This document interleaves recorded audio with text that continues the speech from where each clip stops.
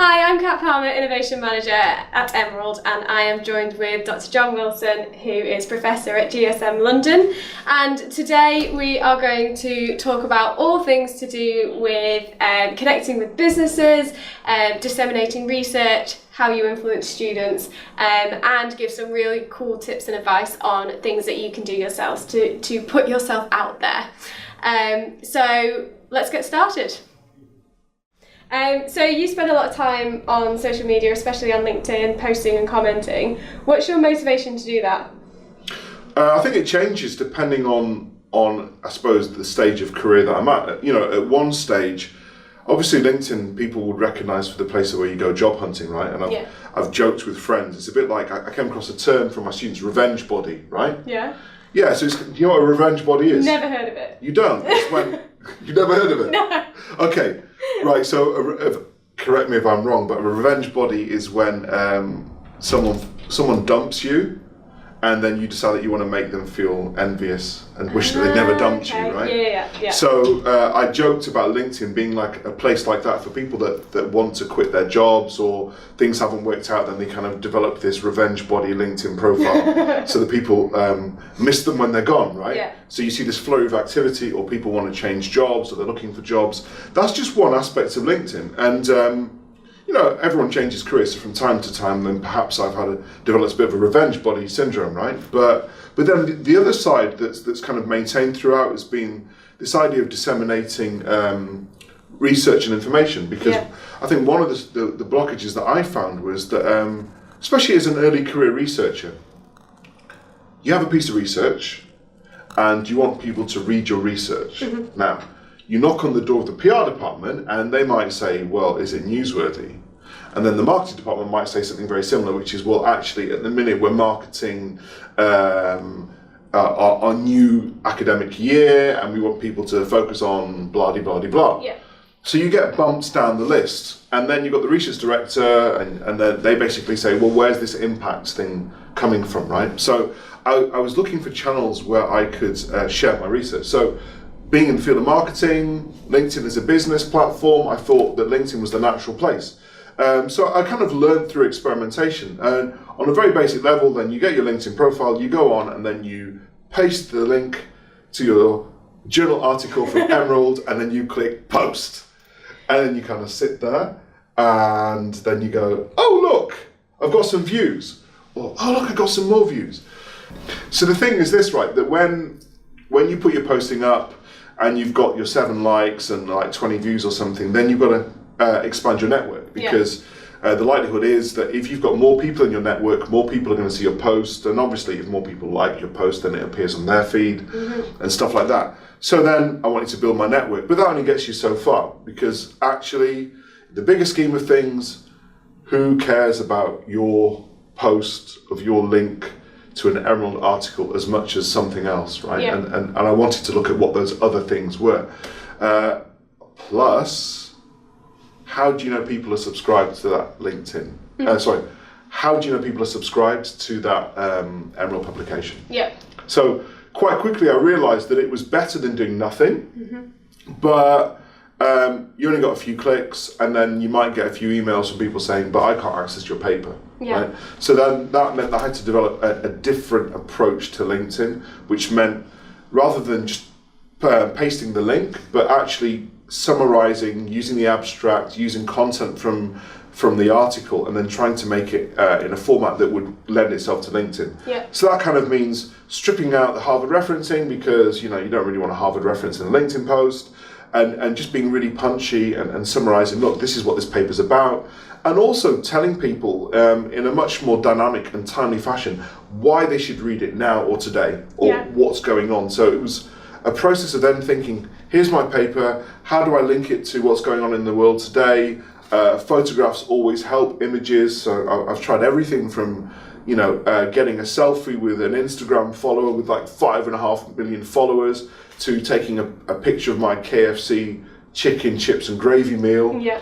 And one of the things that I realised is that actually, no offence, but you could get a 5.5 million Instagram follower, and you can get a photograph of some chicken and chips and gravy, and they can pretty much perform in the same way. Yeah. Once you understand that sweet spot, But then everyone likes gravy, right? Yeah. But so it was understanding key elements. So images were important, being timely is important, having enough of a network, and it was really trying to get to grips with LinkedIn. And then also it becomes a good testing space for your next journal paper. So I might float an idea out there, comment, get some feedback, and then engage with not just the academic community, but also kind of industry. Actually, mainly industry, because a lot of academics don't really do LinkedIn, to be honest. There are one or two, but not that many. So why is it that you actually want to connect with industry more than kind of your academic colleagues, especially on LinkedIn?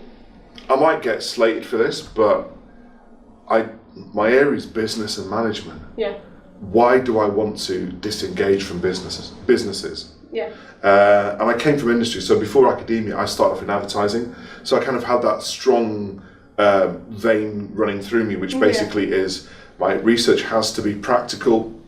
I love seeing it being put into practice. I like seeing industry people use it, even at the expense of upsetting my research director because they say, well, technically speaking, you've decided to, for example, I could publish in a journal which is lower ranked, and I'm okay with that. Yeah. If it gets me to market quicker and the title fits, and I reckon that perhaps a lower ranked journal might allow me to do something which is more conceptual or breaking a few more rules than a higher ranked journal which could have quite rigid processes in place and all that. And I'm not saying that high ranked journals are bad for that. No. But I try to think kind of with an entrepreneurial kind of, Yeah, so you're looking at creating impact in multiple different places. So obviously the academic journal allows you to create impact within the academic sphere, but what LinkedIn does is help you translate that impact outside of academia and actually make a difference. Yeah, I think that I think it's a bit like having a farming cycle where now I see it as an ecosystem. So the journal paper is the thing that lasts the longest, right? It takes the longest to write, the longest to review, the longest to make revisions to. Once you spend whatever it is, 18 months, 2 years getting that thing into print or online, it's going to last, if it's a good paper, for like 5, 10, 15, 20 years. Yeah. And you want it to, right? Yeah. Because you want to increase your citations, and then you can go knocking on the door and say, look at the size of my H index, can I have a promotion please? Or whatever, floats your boat. That's another conversation about kind of, I don't know, it's quite macho really that people start bragging about the size of their indexes and stuff like that. But get in trouble for that one as well. I mean, that's just one indicator, right? Yeah. So that's important, but then if I think about the way that papers are being written, it means that even empirical papers, if it's going to be around for that amount of time, I'm less precious about the data aspect of my paper going into academic journals. And that, I think there's going to be a difference of opinion on. But if it's really, really fresh data, if you're looking online on social media, then perhaps I need to look for other channels in which I can put that data. Yeah. So I have teamed up with trade press before, and I mean, at the other end of the spectrum, I wrote an article this week now in trade press, from the email to the agreement in principle to the submitting the 800 words that they want to it being published, 24 hours. Wow. And so it's like, I learned a lot from kind of speeding up in that. So working at different speeds. Now, obviously 800 words in 24 hours, and you're pulling in hyperlinks, it's a different type of writing, but it serves the purpose of getting an idea out there, and then the empirical stuff can go into another channel. Yeah. So this ecosystem is basically me learning how to write content and produce content to a very similar audience, right? Because academia and industry, they pretty much exist in the same places, but they consume and digest in different ways, right? So it's learning how to do Twitter for journalists, how to do LinkedIn to disseminate to a business community, and to develop your network, right? How to do your conference paper that then leads to your journal paper, and then probably going all the way back to the beginning again and going back into trade press to announce the fact that you've just got a journal paper that's just come out, because most of your audience aren't going to read the journal paper because they don't engage with academic content in that way, or they don't have access to the journal. There could be any number of reasons, right? It could be as few as 100 academics in the world, or PhD students, or your own class, and so the next end of the pipeline is that thing of going back to trade press and saying, just publish some research. So publish some research on what happens when people take selfies and why it's important, and then continuing to make it relevant. And if you're lucky, then you can keep that happening like a farming cycle. You might find that your paper comes back with a vengeance 2 years later and you go, I told you so. Yeah. So you come back with a different story. So I'm very much a believer in doing that myself. Yeah. And also that means, and this is probably something that, I mean, I've come across as an editor of Emerald Journals. I think there is an assumption amongst academics that it's almost like your paper will sell itself. Yeah. Right? Yeah. It will speak for itself, people will come across it. But I spent a lot of time just like promoting my work. Yeah. It's really important. And, that probably, like, to the extent where I've cut back on the amount of content that I produce in terms of journal papers, in order to spend extra time doing the LinkedIn and the Twitter and the trade press to try and strengthen that paper. And I've seen an improvement in terms of industry engagement, invitations internationally, citation indices. Research directors are still a bit upset or kind of a bit grumpy, but I'm not really bothered about them. And also in the classroom, it's quite fun because then you're talking to students in different ways. Yeah. And we've all had that experience where people, you tell your students to read journal papers, they read one or two, but maybe not 5, 6, 7. But you've got a couple of journal papers that are linked to trade press articles, and you're engaging and bringing your classroom into social media, then that's cool. So you're kind of giving them a story then, rather than just a piece of research. You're giving them the story behind it that's happened as a result of it and all of that kind of stuff. So how does that influence their motivation and their work in the classroom? Like how do you bring all of those different elements, that ecosystem, into the classroom so that as students, when they leave, they can then replicate that and use that to their own advantage, whether they're working in work or academia or wherever, because obviously all of that personal brand stuff is really important in such a competitive market. I guess some of it I learned because once upon a time I used to be a musician, and so music is very much like that in terms of working in cycles where you have ideas, you jam, you go to a recording studio, you record some tracks, you go on tour, you play some dive bars, you play some bigger festivals. There's that kind of, there are different aspects that you engage in, and then your song kind of grows, and after a while then that song becomes the song that everyone kind of sings at the end of the year or whatever. So with students, I guess they're pulled into this idea that they're part of that process, right? So I actually share those moments where I'm like, okay, I'm working on a paper now, have you got any thoughts? It becomes a debate, even to the extent of I joke, it's a bit like Indiana Jones, like that old, I don't know if people are old enough to remember, but Raiders of the Lost Ark, where he'd go into the jungle, he'd go into the classroom, and you had those stories. And so I also document a lot of my research along the way, even if that's, I'm starting a paper on X, and then that could be a photograph of me being in a supermarket or whatever. And part of that is just to see if I get any feedback or whether if there's any preliminary interest. You might get more people wanting to participate in your study. And also, it's putting some healthy pressure on me to make me complete, because I don't want to embarrass myself in saying, I'm working on this paper, and then they go, Wilson, where's the paper? And you go, oh yeah, you're right. So there is kind of a method to that madness. So if you see me pulling stupid faces and selfies and stuff, there's a reason behind it. Right?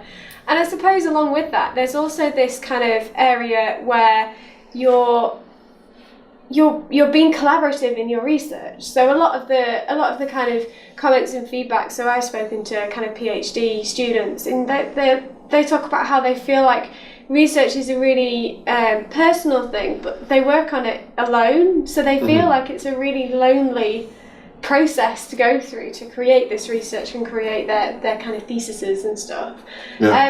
But the way that you describe it is really collaborative. It's interactive. You're pulling thoughts and feelings and emotions and data and information from people at every stage of your research journey. Is that how it feels? Does it feel really collaborative? Yeah, it does. The difficulty is that you could be easily influenced, and that might be a bad thing.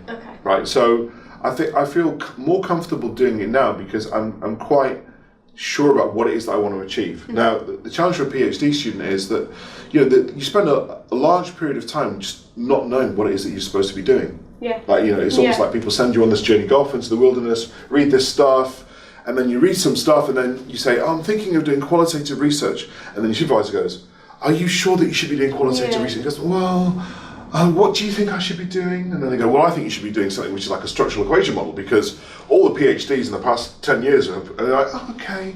And then someone else goes, structural equation modeling? Child's play. What you should be doing is this. And then, and so you're taking in all this advice and you're trying to engage, and you're no further forward. Yeah. So some people disengage because it allows them to narrow band and to focus and to complete, which is an important aspect, right? Yeah. So I think that if you are going to collaborate and engage, you have to be robust enough to know how to filter information. What is good information? What's good advice? Yeah. What might be right for you? What might not be right for you? Yeah. Because I think over the years I've had some great advice, and I've also had some pretty rubbish advice, to be honest. Yeah. Which I don't think I would have got where I am now, which is not particularly spectacular in any way, but I enjoy what I do. Yeah. I think that's the important thing. Yeah, and there's so much about this learning experience as well. Yeah. So, just because you happen to have advice that maybe doesn't suit you, or maybe doesn't work out the way you expect it to, it's part of that learning process and building your credibility and your knowledge in the field of expertise that you're in, so that you can go and do international conferences, both within academia and within industry as well. Yeah. When you've started to kind of evolve your conference circuit, how has that happened, especially in industry? Like, I'm really intrigued about how you work with industry to share your research. So it's a mixture of things. I mean, I think at this stage I want to shout out my journal. Yeah. Before I was editor, I published in the journal, and it's done really well for me. Yeah. Now, according to research directors or other people, it shouldn't be a place that you publish in, because it's that challenge where it was a newly launched journal, therefore it's got no ranking. Yeah. Don't publish in an unranked journal, I was told, because it's a waste of your time. Yeah. Really? Waste of my time? It was like I had one paper in that journal, and it was on Iran. And I picked Iran because I identified that not many papers were talking about the Iranian experience, and it got high in the search terms, and I got an all expenses paid trip to Iran, flown business class, eating as many kebabs as I could digest or whatever, to talk to industry about some of my observations. Yeah. And I purposely wrote some of my papers to try and engage with industry. So it's a bit like fishing, really. I mean, part of the process is like, if I'm not getting paid any more money at my institution, or Emerald's not paying me any money to publish this stuff, I kind of need an incentive. And so I decided that the incentive I'd get would be from industry, which could be consulting or trips or conferences. So I can honestly say that, publishing is the bedrock of kind of the way that I've been able to get invited to all of these different places. If I didn't have the papers, they wouldn't necessarily invite me. It's the fact that you have that corpus of work that perhaps people don't read, but it's the fact that they know it's there, right? That gives you, it's peer-reviewed legitimacy and credibility. Yeah. Now, if you really want to go on the industry circuit, then it can be tough. I'm not going to kind of sugarcoat it. It can be tough. It's tough because there's that realization. I had to take myself all the way back to when I used to work in industry. And actually, hand on heart, when I worked in industry, did I read academic journals? No. Did I care about what academics said? No. Kind of when I left university, that was me done with university, right? I moved on to other things. And so I had to remind myself of my mindset at that time. That basically means that you have to forget what your job title is, forget what your business card is, forget what ranking the journal is, what the citation indices are, because industry pretty much doesn't give two hoots about that. And you just have to focus on how can I be relevant and interesting and engaging and provide value to industry. Yeah. And so that took time going to conferences and watching really good public speakers, looking at data, and then thinking, can I share the same stage? Yeah. And not just share the same stage, because the reality is, if you go to an industry conference, who would you rather talk to? The person that's got the brand on their business card, like Apple, Facebook, Twitter, Instagram, LinkedIn, or the person from, in fact, all universities. I'd even go, pick your favourite university. Professor from your favourite high-ranking university versus, industry person from a top 100 branded company. Yeah. You're going to go for the company. Yeah. Unless the professor's got game. Yeah. So I had to learn how to get game. Yeah. And that meant just really using the classroom as a warm-up circuit, using my research, watching, debating, and then kind of going to market and saying, let's see what we can do. And that actually, and to be honest, I would even went as far as watching stand-up comedy, and watching really good public speakers, and just seeing what I like and what I don't like, and trying to improve my own skills. And then in the very beginning, you've got to remove all barriers to entry, and that basically means it's like when I think about when I was a musician and you play the dive bars, right? So if you play the dive bars, it's pretty much like we will turn up, we will set up, and we will play, and we don't want to be paid, right? Or even we might pay you if you let us do the gig, right? I never paid anyone to do a gig, but in the very beginning, I did do Googles, and there was one time when I first went to Malaysia, I actually Googled conferences in Malaysia, and just went through them, looked at the delegate list, looked at who the speakers were, and did some prospective emails and said, I'd quite like to do a talk at your conference, and here's who I am. Had to develop my profile and my bio. And then if you do that with enough, then one or two might be interested. And so I started like that. And then when you develop a reputation, you do several more talks. Then you get bigger gigs. The one I'm doing in Indonesia in December. That's 5,000 people. Wow. 5,000 marketers, 500 companies. So it's big. Yeah, it's big. It's big. I did it last year as well, and it's really fun. But it's required kind of a lot of several years worth of kind of doing the circuit. And improving, and then thinking, okay, what can I do? The other thing that's been really important as well has been video. If you want to get an industry gig, having YouTube footage helps because people know what they're buying. So if I look at industry, people like to look. I mean, I don't know. Someone was joking. What do you call it? Call it sneak stalking. Right. So if you go to an industry conference and then somebody kind of you get a business card, they do a Google, and if you look all right. But then academics do the same, right? They just go like, let's see how big your H index is. Oh, he's got a big H index. Or like, oh, they're only an assistant professor. Oh, I knew it, right? Everyone is kind of doing that profile, stalking. The profile, right? So give them stuff that's going to fill them up. It's going to fill their belly, right? And so I've looked at the different aspects: the bio, short bio, long bio. Of course, using things like ResearchGate and academia.edu and all of those things are important. But I suppose the last part of the puzzle has been YouTube. Now, I am never going to get 1 million views like Zoella or whoever else, and that's not my objective, right? My objective is that I have essentially showreel that maybe only 50 people watch, but of those 50 people, those are the people that you would really like to engage with. And that's worked. I got invited to go to an ad agency in New York this year, and that was really cool. And I said, how did you come across me? And it was like, oh, we saw some of your posts on LinkedIn and we looked at some of your YouTube videos. And so they actually had engaged with my research. And I didn't have to pitch myself. I was quite surprised. I was like, it works. It does. So showreel is important as well. And it's fascinating to see how all of these different things tie together. So, and it's the same in industry as well. So if there are academics who are like, oh, I really want to do this, but I'm really kind of nervous to start. I've been in exactly the same position. I'm a few years behind you in that I'm still experimenting with going out and doing conference talks. Is that age discrimination? Kind of no, experience. She's older than me. And so I've done things where it's been almost kind of special interest group type stuff. So there's only 20 people in the room and you just go and, I did a talk on creativity and innovation, and it was just my opportunity to go as me. I didn't go as Emerald. I just went to just experiment with talking. Ego? Yeah, Emerald's my alter ego, Right. We're best what friends. does Emerald look We're like? We're best friends most of the time. Sorry, Emerald is as the publisher, as opposed to your other name. You're not a rapper, are you? No, MC Emerald or... I wish. I can't rap to save my life. There is choir practice going on later. Okay. Which I'll invite you to. You can have a sneak peek at choir sing practice. Song? No, not now. Okay. Choir means singing together, not solo, so it's fine. I don't sing solo. What's your... unless you're an alien in the Fifth Element? No. Okay, right. I'm What's your favourite song then? Favourite song ever? or like to sing in the choir?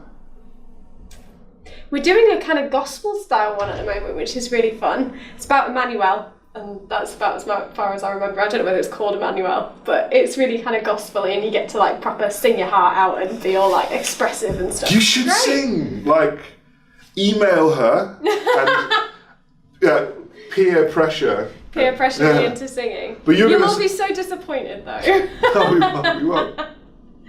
But yeah, it worked. I was in Bangladesh and I actually got someone was interviewing me, and I pushed her to sing, and then she eventually did. You know who you are in Bangladesh. And she did. She stood up and sung her heart out, and it was really amazing. fun. Yeah, it was very worthwhile. Yeah, I'm so grateful. You're not going to push me that far. Well, I don't know. We'll see, right? We'll see. But you were saying about video being important. Yeah. So how have you found it? Like, like what tips would you give? Because now, like with LinkedIn, having LinkedIn video, it seems that everybody is suddenly going on and kind of doing these videos. And what do you think works? Like for me, it has to be about your personality and what you're passionate about. So, I'm not an academic. I can't say that I'm a theoretical expert in innovation, but I practice it every day. So it's like learning to play the piano or something like that. If you practice it every day, you're going to get much better at it more quickly than if you practice it once a week, And within our jobs, especially when, we're passionate about something, we are practicing our jobs every day. So we should be able to see improvement every day. So I just try to apply the same kind of principles to speaking, to going out and sharing my passion with other people. So the more I go out and do it, and it doesn't really matter at the beginning how many people you've got in your audience. It matters who they are, but it doesn't matter how many people are in there. It's your forum to be able to go and just practice doing this stuff. So as a publisher, what would you like to see from academics? Like, that they submit the paper, it gets accepted, it's on the website, if we're pushing video, how would you like academics to engage with video? I think what we would love to see is to see conversation. And I think there's this perception that if you're talking about research because it's yours, only you were able to talk about it, and it's like, well, actually no, you could have a conversation. You could take your research and get an industry person to sit, and you could have a conversation about it and say, well, my research has shown this. What does that mean to you? How do you relate to that? Do you relate to that? Do you have a completely different opinion on this stuff? And start to show and share the conversations that you're probably already having. You're just having them in a way that isn't shareable, in that it's just two parties having a conversation. I got two more questions as well. I know that you were supposed to ask me questions, and I kind of just flipped it. Right, but some people might think that this is this quote unquote a young person's game? Like, is this what millennials do, and this is for the students or PhDs or early career researchers? Or do you think that video and this way of disseminating research is something that everybody should be doing and everybody actually wants to consume and digest? I think everybody has the opportunity to. And I think there will be people who, if you'll talk to people and you'll say, can we video this? And they'll be like, oh God, no, I really don't want to do it. Yeah. And that's fine, that people are entitled to not want to be filmed. People are entitled not to want to be part of that world. It might be an international movement. The scale is not. So they big could to do everything. Audio as well, right? So you could do audio, you could do video, you could do, you could do an audio with an animation. There's so many options of how you can share this information, and I think the more researchers are able to kind of put capacity into this, the better the reach of their research is going to be. The more interested and interesting the conversations they're going to have, and then the impact doesn't just become H-index, citations, tenure. It becomes your own personal brand, and it becomes your own personal impact on the rest of the world. And then so the gap then disintegrates. There is no gap then, because it's content, right? Yeah, because it's content. So academic content works for academics.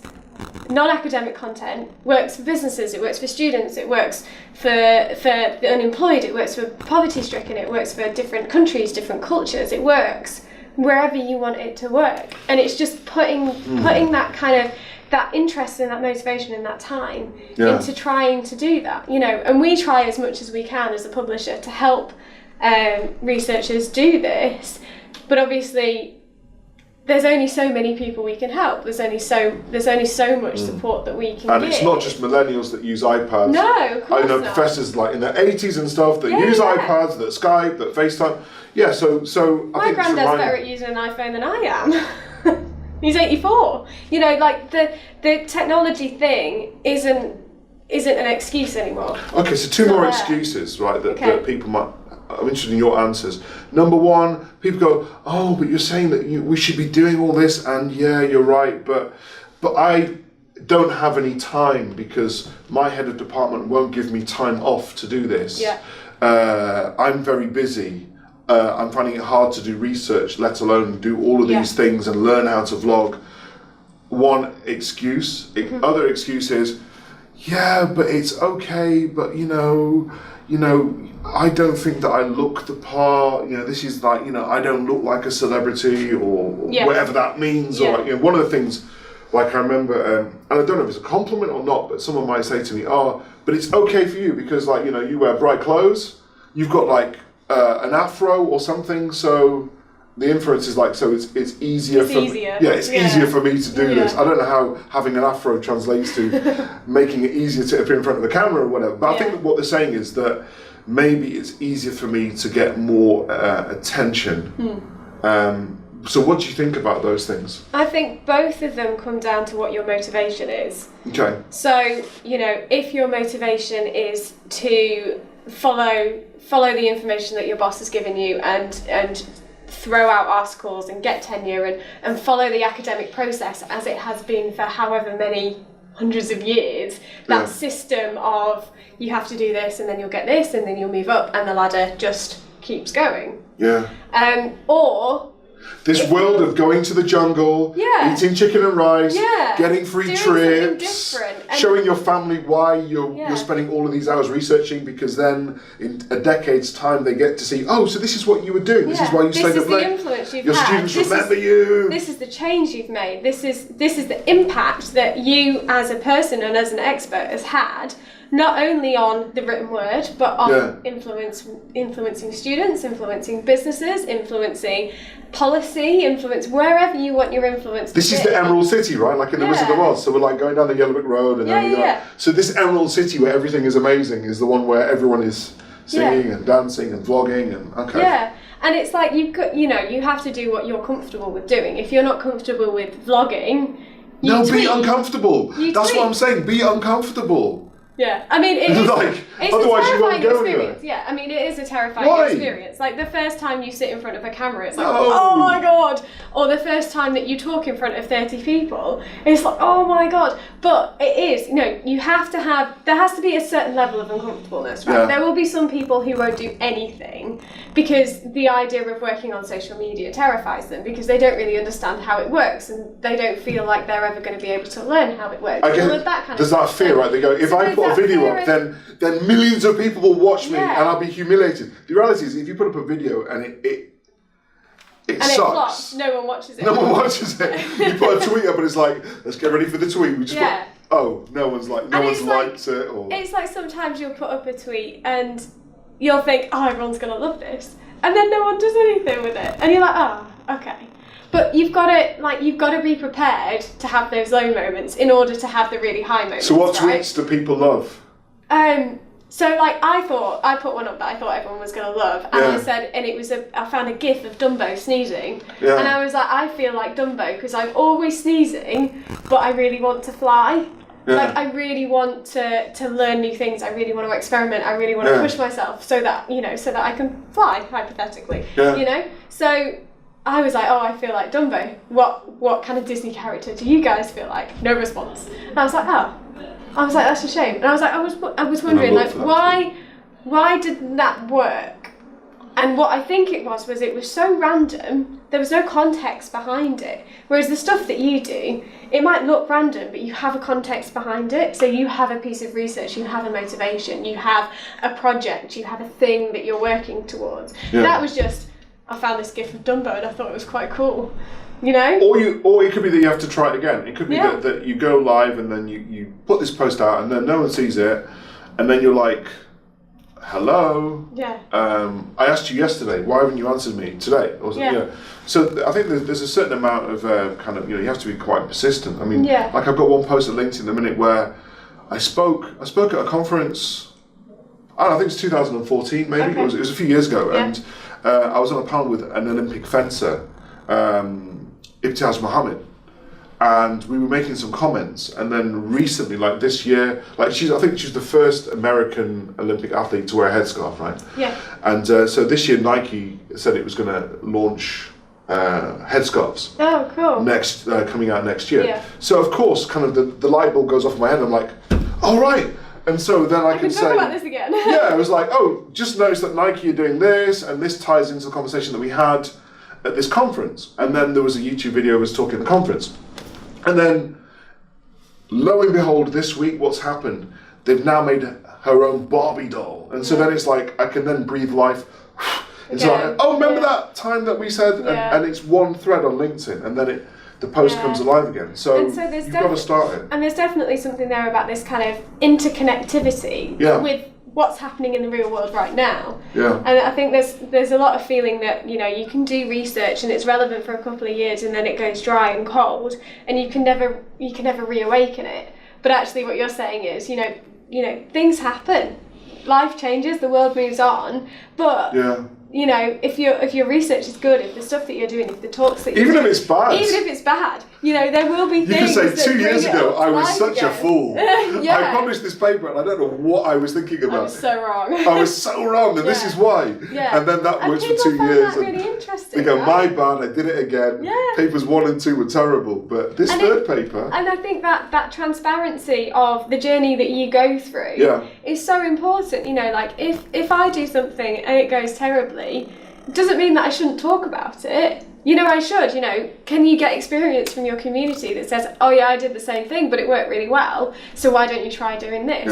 Or likewise, no, I tried that as well and it sucked, let's never do it ever again. You know, so starting those conversations about whether things have gone well, whether they haven't, whether you're really confused about the outcome, you know, having those conversations with your network and beyond your network is so important. Okay, so what about academics from your experience? Yeah. Because some of this idea of impact and disseminating research requires having a conversation and iterations. Yeah. I don't know what it is, but sometimes I've seen in academic circles that people aren't so forthcoming about celebrating each other's successes publicly. So you don't see many people say, oh, this is a great paper published by a colleague in my department or Professor so-and-so. You see people citing papers and then objectively criticizing them or whatever, but very rare is it like, oh, that's amazing, well done. Like, you know.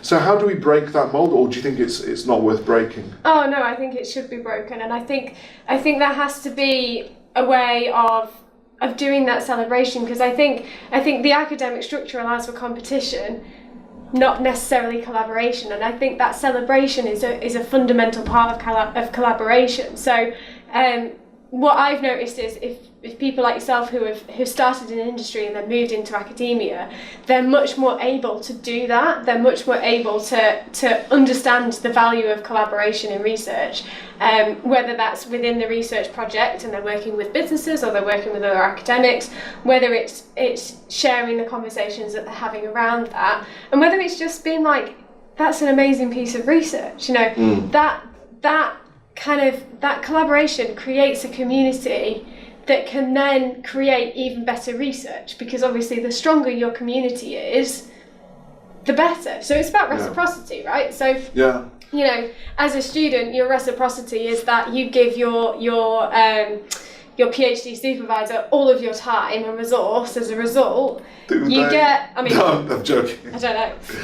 Of course. But you know, there's the imbalance of the expert with the novice, and the expert is teaching the novice, and as a result, the novice gives the expert the capacity that they might not necessarily have to get more information. Yeah. And then you have your peer your peer stance, where you have researcher to researcher, so you might be working on completely different topics, so there's no competition there, so your collaboration in terms of your conversation becomes much more kind of natural, I suppose. You become much more interested in each other because you're working on such different things. But then there's also that connection between you and your peer who are working on something very similar, and it's like, you know, that should also have that same level of collaboration. It shouldn't just all be about competition all the time. So, you know, is there a way that we can help? Is there a way that academia can help? Is there a way that actually businesses could come in and be like, you know, we live in a competitive world as professional business people. You know, we're always in competition, whether it's for a job or whether for a promotion or whatever it might be. But we also really understand the value of working really well together so that we improve each other. That's also why I go into industry a lot, because then you're not in competition with other academics, because actually you're the only academic in the room, and you are given a certain amount of respect, and so I found that to be quite valuable as opposed to kind of the jostling for rank and status. I mean, rank and status are important to a certain extent, right? Because, you know, we work to live. You know, the more I don't know, reward you get for your work, the better your ability to live outside of that, to have experiences, to go to the other side of the world on a holiday because you want to, not for work because you have to. All of that kind of stuff, and you get different types of experiences. I don't take holidays. All I do is like review papers and adjudicate on articles. Like, you know, my holidays are spent like getting chased by other academics. No, but you're right. I was just thinking as well about, before I became editor, I think one of the reasons that you guys had faith in me was because I remember sending an email saying, I'm going to a conference, and if you give me flyers to promote the journal and some printed copies of my paper, I will do that, but I need a little bit of money to help with my train fare. Don't know if you knew that story. No. And so I did a deal with Emerald, right? They were like, okay, so if we give you a load of flyers, we'll pay a little bit of your train fare. So, I mean, that was the other thing I learned. In terms of being entrepreneurial, if I wanted to do something, whether that was my own money or somebody else's money, whatever, then the decision was, is it the right thing to do? Now, some academics will say, look, we've run out of budget. And so when I was faced with that, then the question is, how can I find other ways to fund the trip? So one of them was like, I knocked on Emerald's door and said, I need a train ticket. And then you go to somebody else. I've even gone to conferences and said, like, you know, conferences would probably hate me now, but I'm like, I'm a poor academic. Like, you know, we've got no more research budget. Can I have a discount? And they all, like, there was one conference I went to and I was like, it's Ramadan. I will drink, I swear to you, I will eat and drink nothing. So why do you want to like make me spend a few £100, like a tenner? Because I'm not actually going to do that. And I managed to negotiate another little discount as well. Thank you very much for those conferences, by the way. But I have been, you know, quite cheeky at times, but it's paid off. If you don't ask, you don't get, right? Right. Yeah. Fab. Let's talk about students. Okay. So when you're teaching students about your kind of marketing and branding and stuff, how do you instill the value of public and community engagement? At the beginning I lead from the front, and then I want them to take over. I mean, I'm quite clear about the fact that if I'm asking them to go onto social media and to vlog and to do videos, I'm doing the same as them. So I'm, as they might see at the beginning, I'm humiliating myself in the way that I want them to humiliate themselves. Hopefully after a while they realise it's not humiliation, there is a method to that madness. But the long-term objective is, and I'm clear about that as well, which is that they are supposed to take over the reins and I'll follow. I can't keep up with all the trends. And the reality is, when they graduate 2, 3, 4, 5 years' time, there'll be some quite senior people in organisations, and I've said, look, I'm training you good so that in about 5 to 10 years' time you can offer me a job. And so we kind of go in with that mindset, and so it's a collaborative process, and they're supposed to develop. And then, you know, I've been looked after by a lot of my students. You know, some of them, for example, you know, I left advertising and I left before programmatic advertising, but what I was able to do is, with someone who graduated a few years ago, was to drop an email and say, look, could you teach me programmatic advertising if I come in for the day? And they're like, yeah, sure, we'll show you around. And so I do actually do that with a lot of my students. So when I talk about industry engagement now, after having done it several years, some of these people are actually students of mine who then kind of give me a few hours and kind of get me up to speed, and that's good too. Yeah. So it pays to invest in talent early. Yeah. So I do a lot of that, and getting them to think early on that they have a competitive advantage if they're engaged in social media, because a lot of students aren't. Yeah. For career purposes, if they're producing kind of innovative content which is in formats like video, which a lot of students aren't at the moment, they're just vlogging for vlogging's sake, but to get them to think that you can actually have this as part of your career, and it could basically make you money. And then once they're on that path, then I want them to drag me along, because I don't know everything, right? So I want to learn some tricks from them. Yeah. So how do you measure all of this stuff then? So you have impact in loads of different camps. So you have the impact that you have on your students, you have the impact you have through your research, you have the impact that you have through your business connections, you have the impact you have through LinkedIn and social media. So what's important, and how do you kind of know that you're doing a good job in all of those different places? So I try to take a view which is short, medium and long term. Okay. Very, very short term. Can I burn a little bit hot to engage with this hot topic, like the 24-hour turnaround thing? Yeah. For some people, they'd think, I've got too much marking, or I've got a meeting. I'll stay up till 4 a.m. to make that happen, because I think in a couple of days' time, I won't feel so tired. I'll have forgotten about that barrier, but I will remember kind of the feeling of having published in another piece of trade press. Yeah. So sometimes it's very, very short term, and I kind of I've picked up from also hanging around with people, like could be journalists working in news desks and stuff, because they have that about them. It's like, it's all about this news story, and then once the news is done, then it's old news, right? So I have that. There's the medium term objective, which is like, okay, what am I going to do this term or over this academic year? So chunking, and sometimes working in quite extreme ways where, it could be like a couple of weeks where it's all about teaching, and then there's 1 week when it's just all about reading, and then another few days where it's about writing. But trying to diary those things in as early as possible, so that I can kind of mentally, emotionally, and also kind of work-wise prepare for those things, and to be quite strict on those. So if this was going to be the week that I'm reading and writing, I don't really want anything else to happen in that. Even if someone offers you something where you might be getting paid more, or extra work and stuff, I turn it down. And then there's the long-term objective, which is, where do I want to go? Like, what do I want to be remembered for? And that's the interesting one, because you can dream about that, right? I mean, and really there are several things that I will start off, and you don't know which one will pay off, right?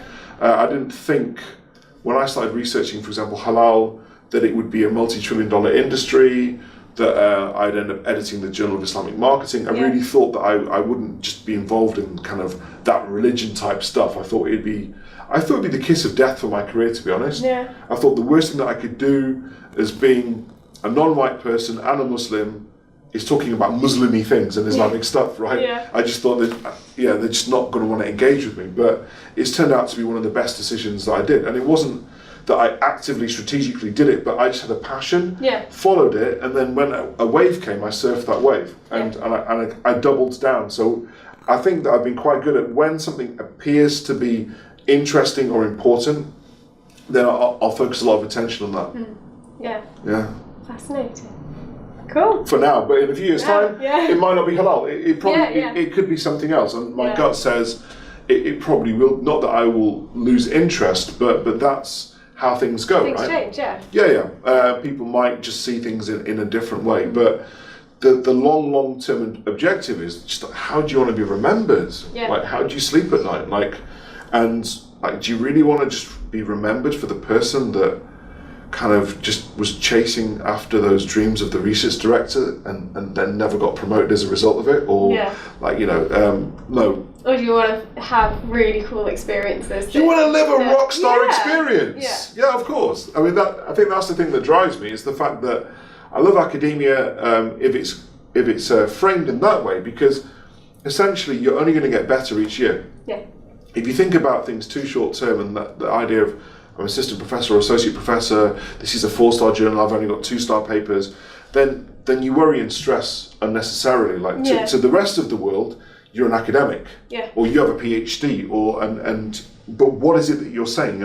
Or you're a funny person, or you're a very boring person. It's just literally what do you want to do with your life? Yeah, And of all the careers, the story you want to tell? this is the career. Like, you know, being an athlete is kind of tough because you have to retire in your 30s. Musician is tough, you're hot for 2 years. But, you know, when the big pull for me was when I saw professors that are like in their 80s, if not 90s, and still going around the world and kicking it. And like, I was like, okay, I'm sold on this idea. Short term, I didn't know what to do. Long term, I thought I want to be one of those people. And then something in the middle means that you've got to learn how to balance these different things. And one of them is you've got to be a little bit stubborn. And the thing I said in a vlog recently was pretty much you've got to learn all the rules meticulously and know them better than most other people. And then once you know what they are, learn which rules you can break and make new rules. But if you make new rules, then you have to be able to win. Otherwise, that's just dumb. So the joke I gave was like, in American football, they create a sport and they win. Right, in England, you like create football. We lose. Right. What was the point? Yeah, that's not good. Of course, now you're going to then say, look, actually, the English did not create football. Taking part that counts. Yeah. But that healthy competition is important to keep you kind of burning hot and active. Yeah, and knowing what motivates yourself as well is so important, because I think so many people spend time thinking about other people's motivations or their business motivations, their business goals, their academic motivations, but what is it that's actually really motivational for you personally? For me, I have to admit, actually, researching and writing, I've learned to enjoy a bit more, but they're not the most fun parts. Like, for me, I get my kicks out of dissemination. I get once it's published, I get a kick out of that, but then the bigger kick is the opportunity to share it and then to see the impact that you have. For someone to go, that's a really good idea, we're going to do that in our next campaign. That's where I get my kicks. But that could mean that, you know, it could take you several years to get that kick, right? From the conference paper to the journal paper. But for me, it's worth it. Yeah. How do you prepare students to face a challenging job market? Any advice on how to choose where you want to go and what you want to do? What was your experience? My experience? It's kind of eclectic. I'll tell you some of it, but I'm a chemistry graduate. Who then went on and did an MBA, fell into advertising, and then now is in academia. I had no idea that I'd be doing this. There's no way that I could plan this career path. As I said before, I was just kind of either really lucky or really good at surfing waves, right? But yeah, I think I have been lucky, right place, right time, and had some good advice. Now, so the advice that I'd give is, how do you, I think luck is a big part of any career. So how do you become more lucky? You become more lucky by engaging to a greater degree, getting out and about, meeting people, and you never know what could happen, right? Those moments. So there's only so much that you can gain from just sitting behind a screen and going on social media. That is good. But in terms of the highest level of engagement, it's when you get your coat on and then you go to a conference. If you can, like I was saying before, if you can talk your way into a conference as a student and go like, oh, hand out some flyers or kind of work on the door, you never know. You might just bump into that person that then allows you to exchange business cards. So face-to-face is the most important. And I will spend a lot of time meeting people face-to-face and seeing, you know, where that goes.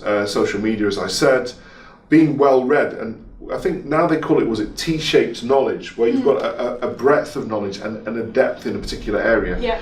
So I think what happens at university is we ask people to specialise, and what I find myself doing now is going back to a situation which is very much like when I was at school, where I actually spend time reading about science and geography and history and politics and all those things, just to keep up to speed with what's going on, because if you're going to be around different people from different industries, to be able to talk in their language, understand what's going on, to engage, that's a big plus. Definitely. So being lucky, hanging around, talking to people, trying to hang around with people who you admire, and that could be a quality that they have. So somebody could be like, you know, oh, you're a really good speaker, and then you just become a nerd and ask them like, so how did you learn how to become a good public speaker? Or like, you know, you seem really happy every day, and I actually do that a lot, whether I'm like going shopping or I'm on a train or something. I will like throw one or two questions to people just to see what is it they do. So I take an interest in people, and then I kind of use that as a means to kind of do some more research. The challenge that students have now is we've got more and more specialist qualifications, and then there's the debate, which is, do I do a generalist qualification or a specialist qualification? I think it depends on who you are. Because if you do a specialist qualification, let's say you want to work in marketing and you have a specialist marketing degree in programmatic advertising and analytics, if you cannot answer those questions better than the person with the non-specialist degree, then basically you've just talked yourself out of a job. They expect a lot more of you. So you have to be really sure that if you are a specialist, that you really do have specialist skills. But then on the other token, if you have a generalist qualification, then you have to be able to demonstrate in a different way how your breadth is useful to an organisation. So I don't think it matters. I think it depends on what's actually going to motivate you to enjoy your study and to get the marks that you want to get, the right environment, the right type of people. So I think those things are important. Qualifications seem to be important. I think that you know, when I was at university, people didn't have master's degrees. Now everyone wants to do one. The future probably would be that more people will go for PhDs. Because it'll be a differentiator. More qualifications, more connected. What advice would I give? Some things don't change as well. Even though the internet has loads of jobs available and you can apply for loads of jobs at the same time. I remember in the 90s when I was applying for jobs, you would pick up the phone and you would ask for an application form, and they would post you an application form, and then you'd fill it out with your fountain pen, you'd write a cover letter, you'd remember not to make a mistake because Tipex wasn't acceptable for an application form. And the chances are that you probably got shortlisted because very few people would apply because of the hurdles, right, that they're having to make you jump over. Now that you can apply for so many jobs at the same time, it's kind of like a false economy, because you apply, and you might not hear from a lot of them. So I think it's really important to find out ways that you can stand out. Now, stand out, you would have heard these stories where someone, I don't know, stands with a sandwich board that says, hire me, here's my CV, or they send a box of chocolates. Yeah, those things work for one person, right? I think that the reality is it's still about pretty much two things: who you know. Whether that's fair or not, if we accept that this is how the world works, you need to find a way to put the dice in your favour and to get more lucky. And that means expanding your network, right? And being creative about how you do that. So who you know.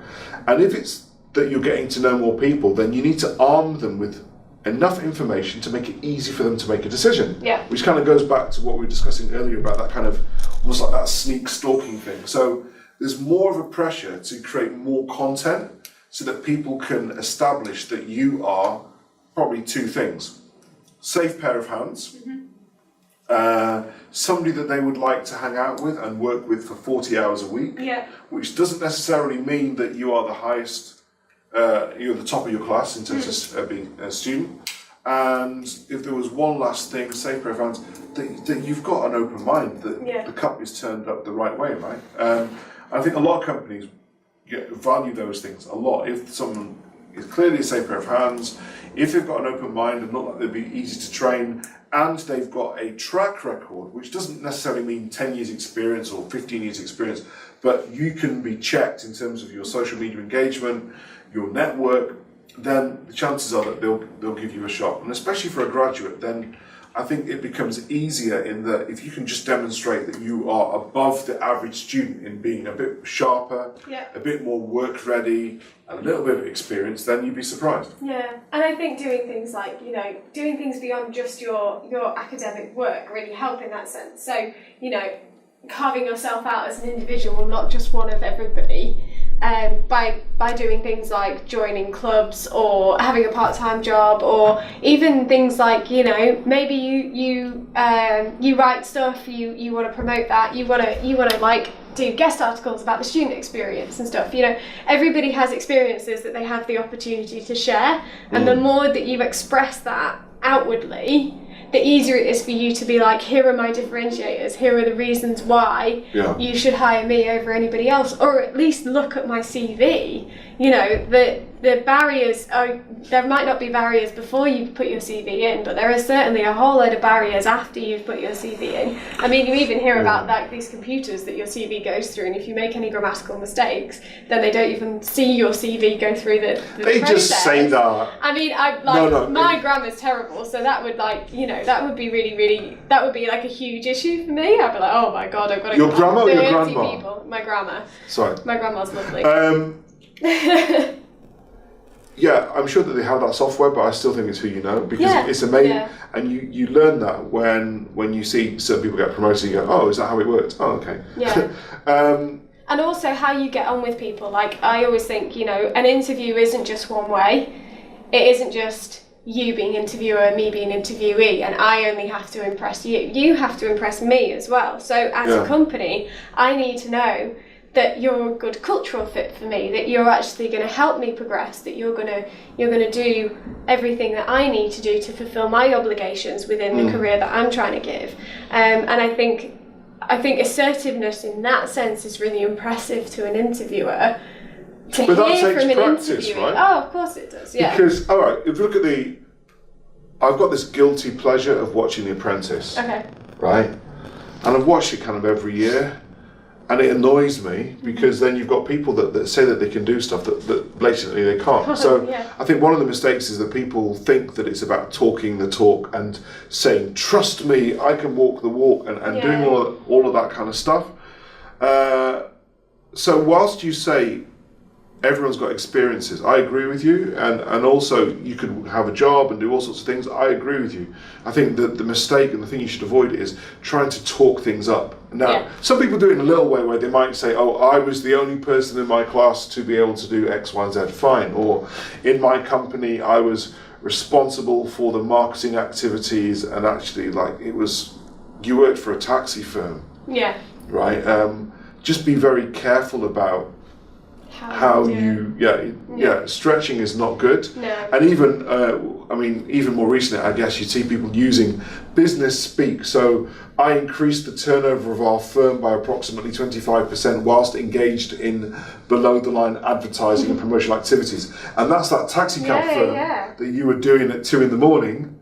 and you're putting flyers through the letterbox and you got a few more customers because it was a Christmas period. So I don't think people are fooled by that business speak anymore, but I think what people do connect with are real human beings. Yeah. But thinking about a way that you can draw in your experiences and also not compromise yourself, but I think it's important. That requires practice, right? Yeah. Because and demonstrating your personality as well. If you can build a rapport with somebody. Yeah. If you go in, right, I'm going to be the best version of myself for the next half an hour to an hour and a half, however long this interview is going to be. Yeah. I'm going to go in there and I'm going to feel like I'm being truly me at every point in this interview. Yeah. Then you can't give any more than that. You might not have all of the experiences that they need to tick off their list, but if you can be 100% you and they connect with you on a personal level, you've got a much better shot, right? Maybe. They just might not like you. Well, if they don't, then why would you want to work there? Right. So, that's the thing that, when someone pointed out, like, for example, if there are, 150 universities in the UK, and you've applied to 3 and they don't shortlist you, then so what? There's there's another 147, right? Yeah.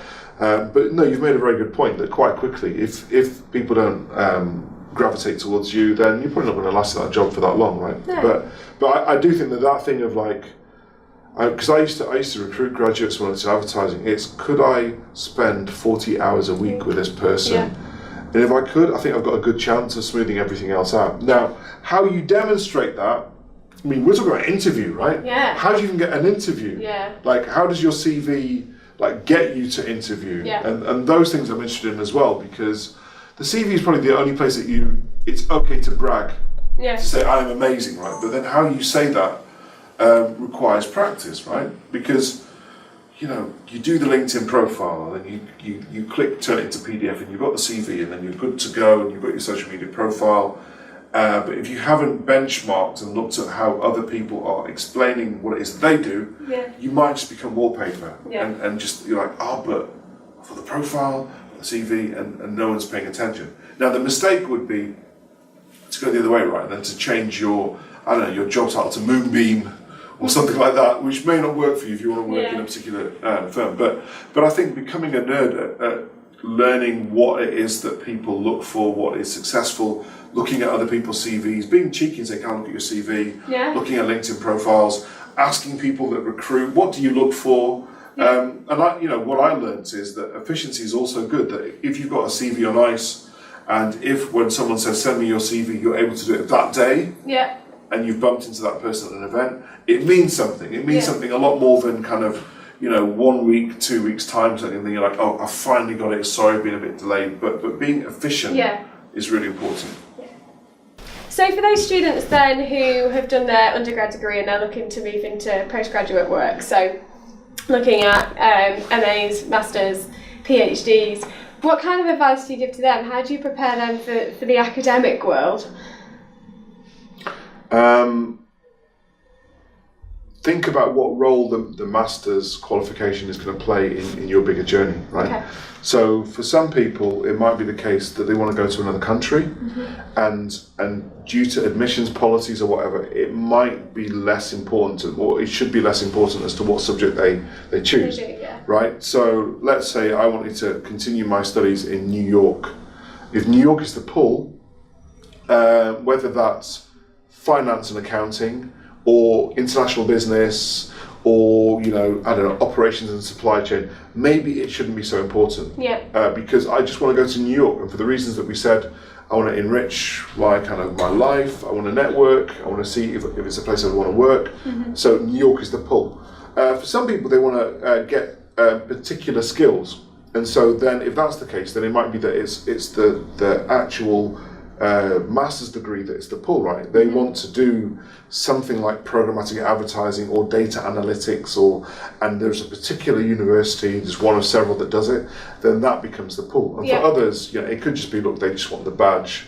And we've all seen people like that where maybe they felt that, having come out of at the other end in graduation, they got the degree, they're proud of it, but they think, well, I reckon I could get a better badge on my CV, right? And so then it's just about applying to that university or that that group of universities. So it could be for very different reasons. If you asked me personally what I would do, I mean, if we assume, okay, the other one is price as well, right? There's massive differences between how much different degrees cost. I could say, blank piece of paper, I know there are certain places that I would have loved to have gone, but that would cost a load of money. And I'm not sure I wouldn't be able to afford it. But if it was kind of all of those things taken into account, I think something that is going to challenge me intellectually and complement skills that I already have. So I mentioned my first degree was chemistry. I then did an MBA, and then when I did my PhD, I went down a more philosophical route. So it was less about numbers and quants, and I looked at things to do with Aristotle and Plato and Socrates, because I wanted to show kind of a breadth of knowledge, and I wanted to improve those kind of writing skills as well, because I mean, you said that your area is creative writing, right? So for a chemistry degree, a lot of it is about calculations and memorization. But I wanted to develop those other skills, where you can't debate about whether an answer is right or wrong in chemistry. It's like, well, is it really copper? If you think about, but in an arts-based subject, then there's more scope for that. So I wanted to develop those skills. If I think about now, anything that's going to be useful in the future, that's going to get us to think differently. So maths is always going to, anything with calculations in it is always going to be important. Technical stuff to do with science and data. But then on the other side, the philosophical stuff we can't underestimate, And if you link the things together, like, I'm going to be talking, I spoke this year at one conference, I'm going to another one, which is looking at artificial intelligence, but some of the ethics behind it, and the potential unconscious bias which AI could suffer, and those things are less about the data and more about some of the philosophical principles. Then we saw recently, was it Saudi Arabia, they gave citizenship to a robot? Right, so I think those things are fascinating, just kind of that blend of philosophies. I kind of call it the art in science and the science in art. So it could be any number of those things, but for human beings, with robots and AI coming around the corner, then I think that the thing that is not going to go out of fashion is the ability to communicate. Yeah. Human communication. So maybe on the balance of it, actually how I feel today, something to do with behavioral psychology or psychoanalysis would be quite interesting to me, just to kind of, I still haven't worked out how people are, right? Yeah. They're the things that kind of make and break businesses and all sorts of things. I'd like to learn more about people, so probably psychoanalysis. Yeah. But that's not to say that someone else should do it, but yeah. Fascinating. And so to kind of round all of this off then, we've talked a lot about your academic career, how you work with businesses, how you've kind of expanded your network beyond academia. We've talked about your relationship with students and what students expect and want and need and where they're going to go and what their future's going to look like. So with all of that, there's this intrinsic desire to link research and academia with practice, with businesses. So where do you see the future of that lying? How do you see that gap, that bridge that we all keep talking about? How do you see that shrinking? How do you see that gap, that river becoming a stream and then becoming a dry pit that we can all just run around and have mud fights in? It might not. Yeah. I don't know. What I do know is I don't know what my job title will be in 10 years' time. Mm-hmm. So whether I am still an academic at university, I don't know. Mm-hmm. I might end up being a talk show host. Yeah. Might end up having my own business. But I think that it's what you were saying before about what ignites that passion. Mm-hmm. I know that learning new things and the transmission and dissemination of knowledge is important to me, but whether a business school academic role would enable me to do what I want to do, to kind of sleep well at night and to be happy and get my kicks, I don't know. It might be the case that I have to have my own company, or end up just doing documentaries on television. Video is just so great that I don't actually do much more kind of journal research anymore. I honestly don't know. Yeah. But what I do know is it's going to be something around humans and capturing those experiences. So I'd like to think that that some people would worry about the academic practitioner divide, and then there's going to be another group of people that just don't care and just actually do what they want to do. Yeah. And as academics, we might actually change the way that we do things. I mean, what I would like to change in the short term, or the fairly short term, is as in a business school, a lot of people now come and study business. It's one of the most popular subjects because they can see a direct correlation between studying business and getting a job in business or industry that helps them to pay the bills, right? So at the minute, you've got some universities which are a bit more academically focused, others which are a bit more vocational, but there are very few matchmakers. So as an individual, I try to do it, but I can't do it for every student. But if I could scale that up so that actually, for example, if an academic was a recruitment consultant, I think that would be really cool. Yeah. Meaning that rather than kind of a company going to a recruitment consultant, they could come to people like me and I could say, well, I've seen this student for 3 years, here are their assessments, this is what they're like, and then you matchmake in that way. And then the university gets traction because they can actually demonstrate that they're part of the process. Yeah. I think that the challenge at the minute is that we take them to the edge and then some people fall off the cliff and they can't fly, right? Yeah. But there are very few universities that can honestly say we make them ready for industry and then we put them in industry. Yeah. That bit is really difficult. Yeah. There are one or two people that I've come across, one or two great professors who have great networks and contacts who can actually just pick up the phone and get people jobs, but it's still only the top few people, right? Yeah. So if anyone can bridge that divide, and universities have to be, I think, honest about what their strengths and weaknesses are. Might not be that, in a data age that universities can do as much in terms of data analysis as, say, some of the big companies with their supercomputers and stuff. But maybe there's a role for us there, which is that kind of very important little cog that needs to be kind of oiled. Yeah. Yeah, and it brings together all of the interactions that you have as a researcher and as a consultant. You're bringing all of your networks in, and they're all kind of joining together by supporting the future of businesses, which is the students that are going to move up and who are going to take those roles and who are going to progress through their careers. So I think that kind of vision for universities to play a really intrinsic part in providing that opportunity for students to get into business, not just giving them the skills and then letting them loose That little gap there, I think. I agree, would be fascinating to see how that would work. There's a lot of that where, like, now you'll see universities saying, like, they'll tell students you need to have a LinkedIn profile, and then the student has the LinkedIn profile because you told them to. Yeah. And then they get a tick. But do they use the LinkedIn profile? They might not, or it might be that the person that's delivering that course doesn't actually use their LinkedIn profile, so the student goes, well, if you don't, why should I? Yeah. And they'll go, well, why haven't I been offered a job? You told me to fill in a LinkedIn profile. Why hasn't anybody approached me? Why hasn't a recruiter said to me, oh yeah, no, we want you? Or they invite their professor to connect with them on LinkedIn. Like, the first is like, okay, you told me to do this. Okay, I'm inviting you. And then they go, oh, I can't do that. Yeah. Now, my personal view, and people could disagree on that one, is LinkedIn is a database, and you can communicate with people in the same way as you can communicate by sending an email. Yeah. So I don't personally have a problem with my students connecting with me on LinkedIn. Mm-hmm.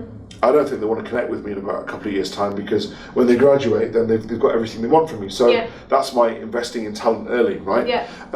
Because as an academic, I already have that student's email address and their details. There's nothing more that I can learn about them through LinkedIn, right? Yeah. Likewise, what I have on LinkedIn are my details, which they already have. Yeah. So it's just another database. So actually, I've encouraged people to get onto LinkedIn and to contribute and to participate, and that's worked as well. But I think that there are plenty of universities that are still behind. They're not really wanting to engage in social media in a sociable way. Yeah. Quite anti-social media. So what happens next for you then? Where do you go after today? So it's like November. I've got a trip to Indonesia. I've got a trip to Egypt to examine 2 PhDs, and then it's the new year, and then there's a whole load of other papers to write and review. But I think just doing the same thing, bigger, better, smarter, faster, more efficiently. It's been completely unpredictable. Loads of things are happening in the world that I hadn't really thought would happen so soon. And universities and everything, it's kind of like, what do they call it, VUCA? Yeah, VUCA. It's like volatile, uncertain, changeable. Yeah, and not ambiguous. Agile. Ambiguous, that's the one. Oh yeah, right. Yeah. It's all about that in the minute. I really do feel that, like, you know. Changes in the air, isn't it?